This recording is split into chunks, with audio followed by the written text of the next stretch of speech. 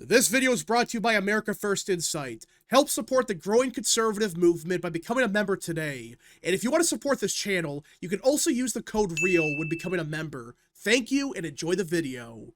As everyone probably knows, a couple days ago, we made a video talking about how Ted Cruz is more than likely going to run for president in 2028. And I know that sounds absolutely ludicrous. Like, seriously, it's insane that people like Ted Cruz really believe that because Trump is not running in 2028, that by some miracle, the Republican Party is going back to 2014, back to 2012. It's insane. And it's just insane to think that not only does he think that, but he really believes that by some miracle, he's going to beat Vance in a primary, which I don't have to explain why that's just insane to really believe that. But no, he actually believes that he could somehow win the nomination in 2028. And if Vance, for some reason, doesn't run or crashes and burns or something crazy, the next man up would not be Ted Cruz. It would be Marco Rubio. And if that fails, DeSantis. But now it's looking more and more likely that this circus is just going to grow.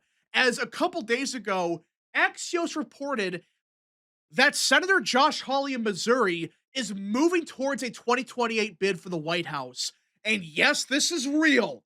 First, you had Ted Cruz, who he's going to run on the principled conservative crap, well, I'm the true traditional conservative of 20 years ago. I'm for free trade. I'm for God knows what else, which is just, again, it's insane. It's out of touch. But now Josh Hawley thinks, oh, I can be the future of the GOP. Now, obviously, Josh Hawley is way better than Ted Cruz. In fact, for a couple of years, Hawley was one of the best senators in the U.S. Senate. But as of late, there's been something going on here with Hawley. He's been making some very bizarre votes, saying some weird stuff. But now it's beginning to make sense. He's going to run for president more than likely in 2028. Is a guarantee? Of course not. Same thing with Cruz. It's not a guarantee that he runs, but it's looking more and more likely with each passing day. Yeah, Cruz is going to run. Hawley more than likely is going to run now, which is just insane. I can't believe these idiots really believe that they could somehow win the nomination. Really? Vance is a clear frontrunner. Look at the current polling right now. Look at the RCP average. Vance right now is at 48%, and that's with some polls that include Trump Jr. You take them out, he's at like 55%. Everybody else is in single digits, if that. Some are like at 1%. They're not even at 2%. It's pathetic. Look at Cruz. His best poll was 4%, which is sixth place. That's slightly better than Tulsi Gabbard, slightly better than Glenn Youngkin. It's insane. Josh Hawley is not even being polled right now. Maybe some polls include him, but best case scenario, 1%. So it's just crazy. Josh Hawley was once a key ally of President Trump's in the U.S. Senate, but Trump and his allies have been increasingly angry with Hawley recently, miffed by some moves the Missouri Republican has made in laying the groundwork for a possible 2028 bid for president. Like few other Republicans, Hawley's begun to break with the White House on issues ranging from abortion to presidential war powers. And that's the crazy thing about this. Hawley was once one of the best senators in the U.S. Senate.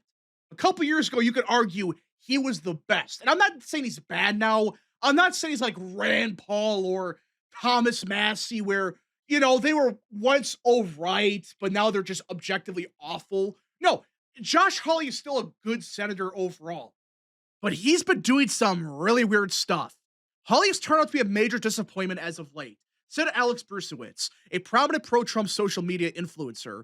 Hawley has split with Trump repeatedly during the president's second term, including earlier this month when he briefly joined Democrats in supporting a resolution to limit Trump's military authority in Venezuela. Yeah, he was one of the few Republicans that were saying, oh, no, Trump, you can't do that in Venezuela, even though it turned out to be a major success, one of Trump's biggest foreign policy victories by far. For crying out loud, The Venezuelan government now is doing whatever Trump says. They're releasing prisoners. They're about to have free elections soon. There's stuff happening in Venezuela. They're about to actually allow American companies back into the country. It's good stuff. And people like Hawley and Rand Paul, they were throwing a temper tantrum. They were losing it.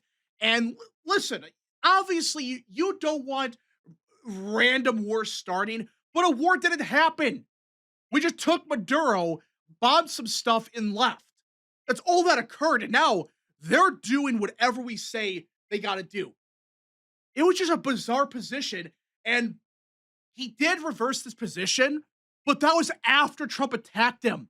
That was after Trump said, this is stupid. Trump allies who have been closely monitoring Hawley's moves point to more than a half dozen other episodes in which he's broken with the president's positions. And I should be clear about this. The issue isn't that he's breaking with Trump on some stuff. Hawley obviously is a very unique Republican. By far, at least on economic issues, he's definitely further to the left than most Republicans, clearly. He is more of a new right Republican. He's like a populist, whatever you want to call him. And there are some issues that, yes, he is further to the left on it, at least when it comes to economics. So there are some disagreements here and there, but even in Trump's first term, that was never really a problem. But lately, it's been like Hawley's been just doing weird stuff like this. Hawley's criticized several of Trump's nominees, including Mehmet Oz, to lead the Centers for Medicare and Medicaid Services, and objected to Energy Secretary Chris Wright's support for a clean energy power line that would run through Missouri and several other Midwest states. Hawley attacked Wright for taking Missouri farmers' land and using your tax dollars to do it, which, fine, that's one thing. That is a valid criticism. It goes through your state. That's one thing, like, whatever. That's not really a major issue, but whatever. If he disagrees with what Energy Secretary Chris Wright said, but that's whatever. That's one thing. He wrote a New York Times op-ed criticizing Trump's big, beautiful bill for imposing cuts to Medicaid. Yeah. That's when things started to get weird, because this was a Democrat talking point. Oh, Trump, he cut Medicaid for 20 million people or whatever. When in reality, no, he didn't. It was basic reform to the system where they're making sure these people are real and, they actually need it. That's all that happened. But no, even Josh Hawley, who, again, he's further to the left in some issues, like on economic stuff. But that's when things begin to get weird, where he's like, oh, he's trying to cut everybody off of Medicaid. No. He said repeatedly he's going to support Medicare and Medicaid, but this is just common sense reform that the average Democrat 20 years ago would have supported. Now, there are other things Axios does mention. For example, they mentioned the fact that Hawley's pushed for legislation that would ban the president, vice president, and members of Congress from trading stocks, which I don't think Trump really opposes that. I mean, he's attacked Democrats in the past for insider trading and doing some very corrupt stuff. I don't think he's opposed to the idea. Maybe he's against the legislation Hawley's pushing.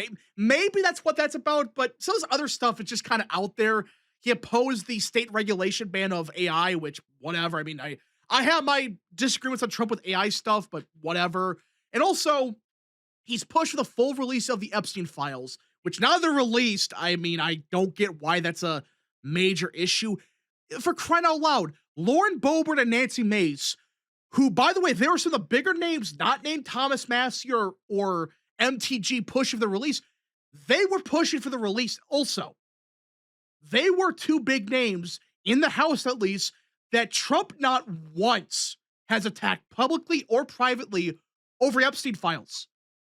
He still supports both of them. What, you're telling me everything's about Epstein? No. It just, the issue Trump had with, say, Thomas Massie or MTG, it's a way they handle themselves. The counter signaling, the bullshit, the lies, working with partisan Democrats. Hell, working with Democrat operatives to have that shitty rally, have that shitty protest outside the Capitol where they're saying some weird stuff. They claim they have an Epstein list. Now they don't. Now they're saying, well, we need the files to confirm it. It's insane what Massie and MTG were doing. But I highly doubt Trump's going after Hawley for Epstein. I think he's more upset about the Venezuela vote, where he's trying to make a big push to screw Trump over on something that was objectively speaking, a huge success. Perhaps most during the Trump aides, Hawley's taken to social media several times to divulge private conversations he's had with the president. It's all left Trump fuming, sources tell Axios, even as Hawley has supported the White House and on other issues such as Trump's mass deportations. The president is somewhere between frustrated and confounded as to the reason for all of this, one Trump confidant they said. Particularly galling to Trump lieutenants is that the president aggressively supported Hawley in his 2 Senate campaigns. And if I'm reading this correctly, I don't think Trump is necessarily mad at Hawley for simple disagreements. I don't think that's really the issue here because, again, this idea is all about Epstein. That's bullshit. We've gone over this many times before. I think just like with Massey and MTG and others, Rand Paul, it's the way they're doing it, the counter signaling. Not that Hawley's been doing really bad stuff. He really hasn't. Outside the Venezuela thing, he's been very solid on most issues. But I do think the issue is he's trying to counter signal Trump to build his own campaign up. That's what I think's going on here. In fact, Axios reports right here that the White House is convinced of it. They believe that Hawley's decision to launch an anti-abortion political group is trying to raise his national profile. And what he's trying to do is he's not anti-Trump or he's not a never Trumper like Rand Paul or whoever. No, again, disagree with Trump and it's not really the problem. It's why he's doing it. It's for his own ambitions. He is trying to support Trump on enough issues, but do just enough disagreement to really show the difference between himself and, say, Vice President Vance. And again, sources actually say that right here. Sources familiar with Hawley's thinking say if he wants to challenge Vice President Vance, he'll have to highlight areas of disagreement with the White House. And that's why he's doing this. Not because it's a real disagreement, and maybe some areas it is, but he just wants to be the future of the GOP that's still pro-Trump, pro-Trumpism, whatever you want to call it, but it's not really a successor to Trump. Not really in the sense of like it's Trump's handpick for his replacement, such as Vance. That's what I think's going on here. I do think that's the issue going on. I'm not saying we should primary Hawley out, but it's kind of shitty when you think about it. Trump is a big reason Josh Hawley right now is in the U.S. Senate. And you want to have disagreements on some stuff, go ahead. That's not the issue. But to do this shit where you're disagreeing with him and trying to vote against him on some stuff just to build your own political career, that's really shitty. That is extremely shitty. So we're going to see what happens. It sounds like the White House is not happy at all. And in fact, it looks like my theory is true. But if Josh's goal is to put some daylight between him and Vice President Vance for his own branding or for future political purposes, you have to say he's doing an effective job. This right here kind of confirms what I'm saying.